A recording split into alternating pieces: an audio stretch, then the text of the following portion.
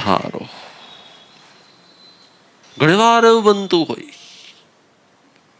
ધર્મના વિષયમાં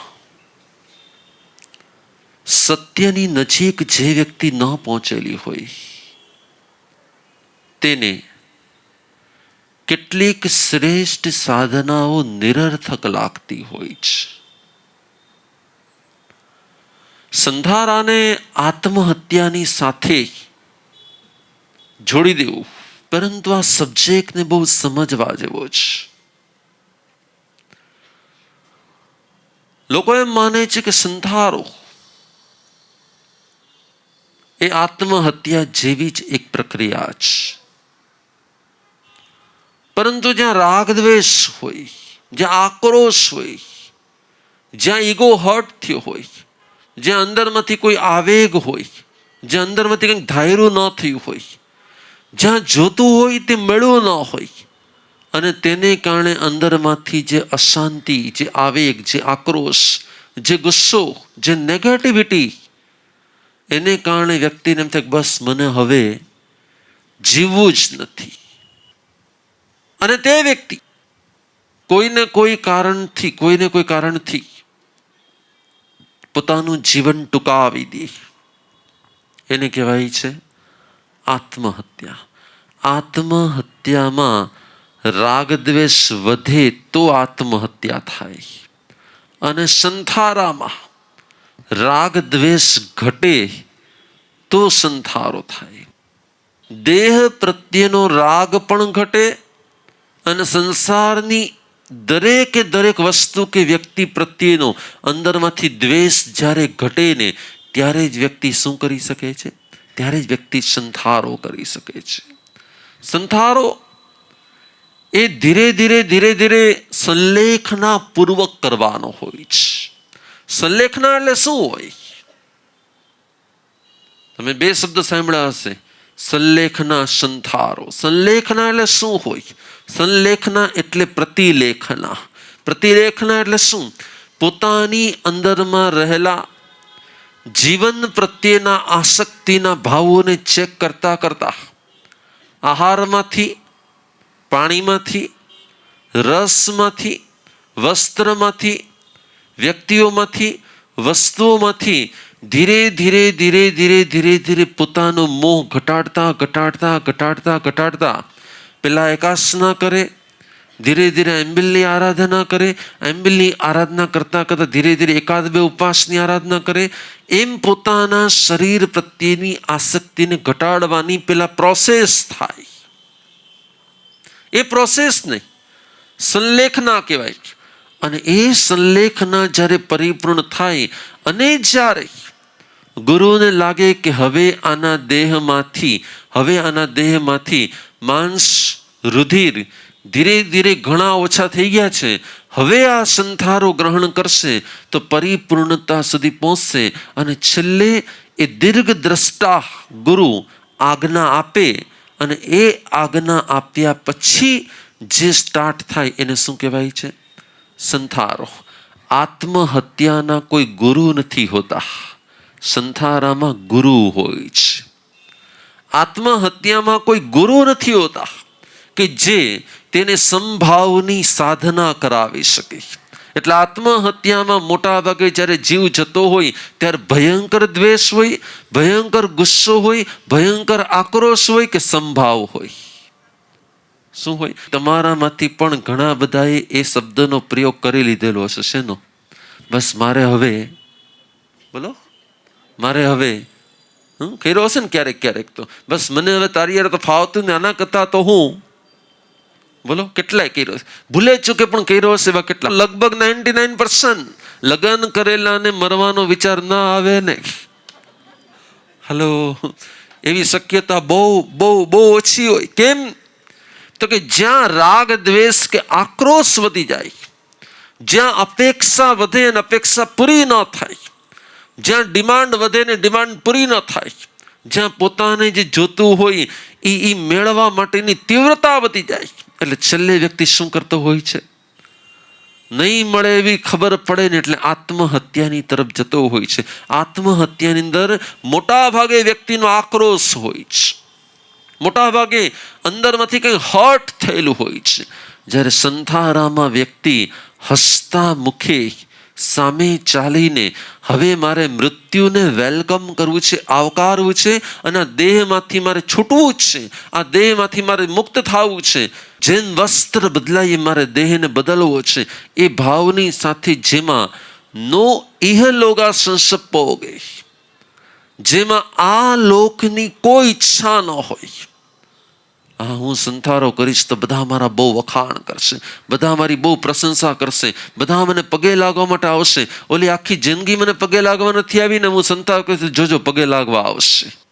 નો ઇહલોગા સંસપોગે, આ લોકની કોઈ ઈચ્છા ન હોય.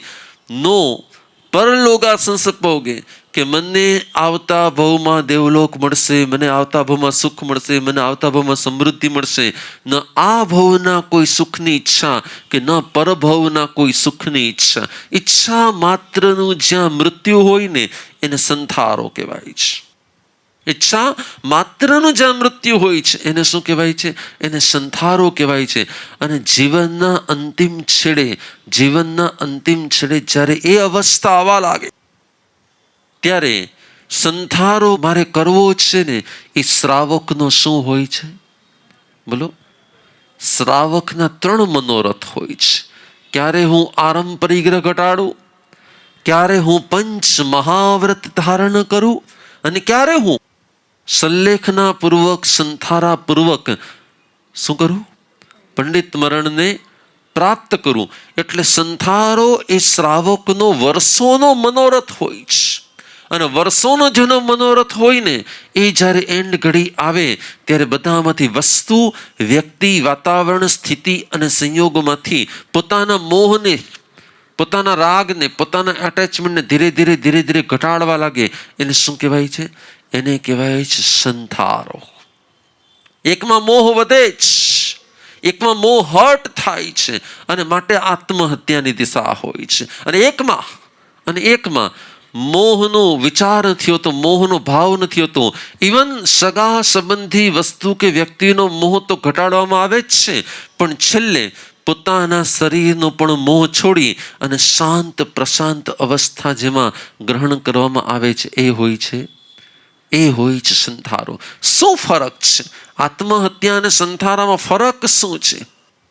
જેમાં કરવી પડે છે, જેમાં પ્રાણ હોય છે, જેમાં કોઈને કોઈ જાતના દુઃખને કારણે થઈ જાય છે, એ આત્મહત્યા હોય છે. અને જેમાં સામે ચાલીને સમજણપૂર્વક સ્વીકારવામાં આવે છે. આત્મહત્યા સમજુ લોકો કરતા હોય કે બોલો, આત્મહત્યા કોણ કરતા? સમજુ કરતા હોય કે અણસમજુ કરતા હોય? જ્યારે સંથારો કોણ કરે? તો કે જે સમજદાર વ્યક્તિ હોય ને તે સંથારો કરે છે. સંથારો એ હિન્દુ ધર્મની સમાધિની જે અવસ્થા હોય છે એના જેવી જ એક સાધના છે. પણ હા, આત્મહત્યામાં સ્ટાર્ટ કર્યું ને પૂરું થાય ને એમાં મિનિટો લાગતી હોય. જ્યારે સંથારામાં સ્ટાર્ટ કર્યા પછી ક્યારેક મિનિટો, ક્યારેક કલાકો, ક્યારેક દિવસો અને ક્યારેક મહિના પણ થઈ જતા હોય છે. વિચાર કરો કે જ્યારે સંથારાની શૈયા ઉપર કોઈ સૂતું હોય, મોત સામે દેખાતું હોય, અને હજી ક્યારે જીવ જશે તે ખબર ન હોય, એવી અવસ્થામાં ક્ષમતા રાખવી એ સહેલી વસ્તુ હોય કે કઠિન હોય? કેટલાય લોકો હોસ્પિટલના બિછાના ઉપર મોતની રાહ જોતા હોય, એટલા પીડાતા હોય, એટલા હેરાન થતા હોય, એટલા દુઃખી થતા હોય, અને એવા એકાદાને પણ જો ભૂલે ચૂકે પૂછીએ ને કે તમને લાગે છે કે સંથારો કરવો છે? હા પાડે કે ના પાડે? શું પાડે? હા પાડે કે ના પાડે? કેમ? તો કે જીવવાની ઈચ્છા જેની તીવ્ર હોય ને એ ક્યારે સંથારો ન કરી શકે. જેના માટે જીવન અને મૃત્યુ બે સમાન થઈ જાય. નો ઇહલોગા સંસદ પાઓગે, ન પરલોગા સંસદ પાઓગે, ન જીવ્યા સંસદ પાઓગે, ન મરણા સંસદ પાઓગે. ન જીવવાની ઈચ્છા રહે કે ન વહેલું મૃત્યુ આવી જાય એવી પણ કોઈ ઈચ્છા રહી. ના હું વધારે જીવું એવી પણ ઈચ્છા ન હોય, અને ના હું ઓછું જીવું એવી પણ ઈચ્છા ન હોય. મોત થોડીક વાર પછી આવે એવી ઈચ્છા પણ ન રહે, અને મોત વહેલું આવી જાય એવી ઈચ્છા પણ ન રહે.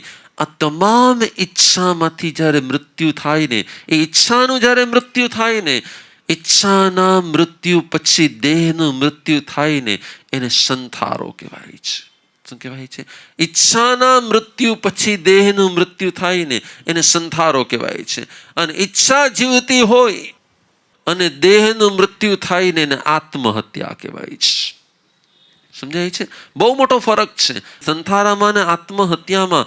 એક વખત જે ફરક છે ને, એ સામાન્ય વ્યક્તિને પણ સમજી શકાય એવો ફરક છે કે હસતા મોઢે પોતાના મૃત્યુને સંભાવપૂર્વક જે આવકારે છે, એ સંથારો છે.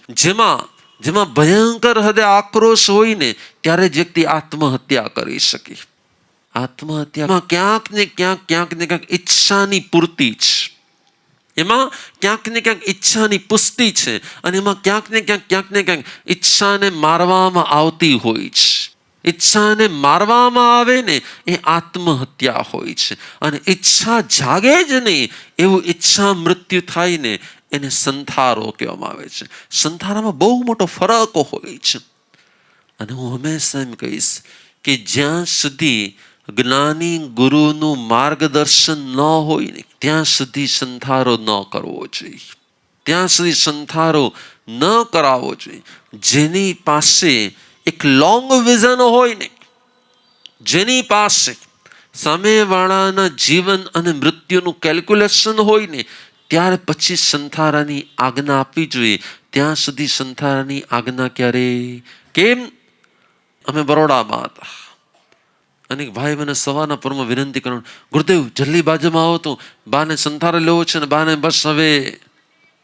બાજુના ઘરમાં જઈને મેં જોયું, એ પરિવાર તો બ્રાહ્મણ પરિવાર હતો. મેં કહ્યું સંથારો તમને? એ કે અહીંયા જેટલા આવ્યા છે ને બધા શીખવાડી ગયા છે કે આવું કંઈ લાગે ને ત્યારે સંથારો કરવાનો. એ કે તમે મારા સંથારો કરાવી દો. મેં માળીને જોયા, માળી એકદમ શ્વાસ જોરથી લઈ રહ્યા હતા, પણ બાકીના બધા લક્ષણો, કાનની બૂટ સલામત હતી, નાક એકદમ સલામત હતું, આંખો એકદમ સ્થિર હતી, બાકી બધું એકદમ બરોબર હતું.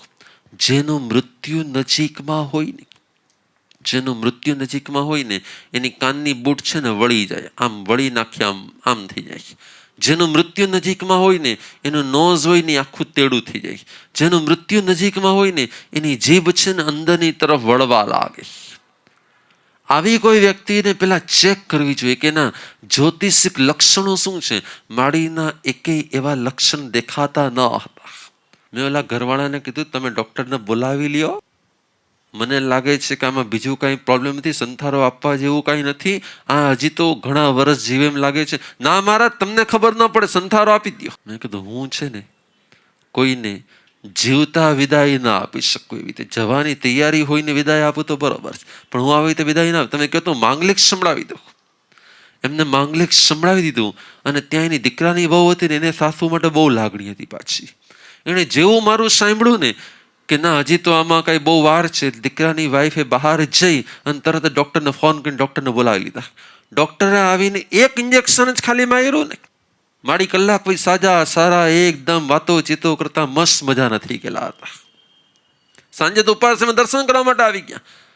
એટલે જ્યારે પણ સંથારો આપવાનો પણ હોય તો એમાં પણ ક્યારેય ઉતાવળ ન હોવી જોઈએ. અને કદાચ તમને એવું કાંઈ લાગે પણ ખરું કે ના કોઈનો જીવ જવાની તૈયારીમાં છે એવું તમને લાગતું હોય તો સાગારી સંથારો કરાવવાનો. શું કરવાનો? કે જો જીવ જાય તો સંથારો, અને જીવ રહી જાય તો સંથારો પાડવાની છૂટ છે. સુદર્શન શ્રાવકે જ્યારે અર્જુન માળી માર કરતો આવતો હતો તો સુદર્શન શ્રાવકે શું કીધું કે જો આ ઉપસર્ગ મારી પર આવે તો મારે સંથારાના પચખાણ, અને જો ઉપસર્ગ ટળી જાય તો પછી મારે સંથારાના પચખાણ પાડવાની પણ છૂટ છે. એટલે સંથારાના પચખાણ બે પ્રકારે હોય છે, એક સાગારી સંથારો અને એક સંપૂર્ણ સંથારો. એક સાગારી સંથારો, આગાર એટલે છૂટ, અને એક છે સંપૂર્ણ સંથારો, જેમાં આ જીવન સંથારો હોય, એમાંથી પછી ક્યારે રિટર્ન આવવાની ક્યારે વાત ન હોય. એટલે જ્યારે પણ તમને તમારી આસપાસમાં કોઈકને એવું લાગે કે માડી જાય એમ છે, કે દાદા જાય એમ છે, કે કંઈક વિદાયની ઘડી દેખાતી હોય, તો પણ જ્યાં સુધી કોઈ સુયોગ્ય સંસતિજી ના આવે ત્યાં સુધી તમારે એને પૂરેપૂરા સંતારાના પચખાણ ન આપી શકાય. શું આપી શકાય? તો કે સાગારી સંતારાના પચખાણ આપવાના. સંસતીજી આવીને નિર્ણય કરે કે ના એકદમ બરોબર છે, લાગે છે કે એના બધા જ લક્ષણો સંતારાને યોગ્ય છે, અને પછી સંતારો આપે તો કોઈ વાંધો નથી. અમે અમારી લાઈફમાં ઘણા બધાને આટલા વર્ષોમાં સંતારા આપ્યા છે, પણ દરેક સંતારા વખતે મેં જોયું છે કે દેહ અને આત્માને જુદા પડવાની જે ક્ષણ હોય છે એ ક્ષણ બહુ સહેલી નથી હોતી. એ ક્ષણ બહુ અઘરી હોય છે. સંતારો આપ્યા પછી એ આત્માની અને દેહની બેયની જુદા પડવાની જે પ્રોસેસ હોય, એ સમયે જે વેદના થતી હોય, એ સમયે જે પીડા થતી હોય, એ સમયે જે તકલીફ થતી હોય, એમાં કોઈક જ વિરાંગના એવા હોય, કોઈક જ ઉચ્ચતમ આત્મા એવા હોય કે એ સમયે શું હોય? એકદમ સંભાવમાં હોય. એ સમય એકદમ સંભાવમાં હોય. સંધારો નહીં કહેવાય, જેમાં સંભાવ હોય, જેમાં મૃત્યુ સમય પ્રસન્નતા, શાંતિ અને સમાધિ હોય, એને સંધારો કહેવાય છે. જેમાં મૃત્યુ સમય આવેગ, આક્રોશ, વેદના અને દુઃખ હોય છે, એને આત્મહત્યા કહેવામાં આવે છે. આત્મહત્યા અને સંધારામાં બહુ મોટો ફરક છે.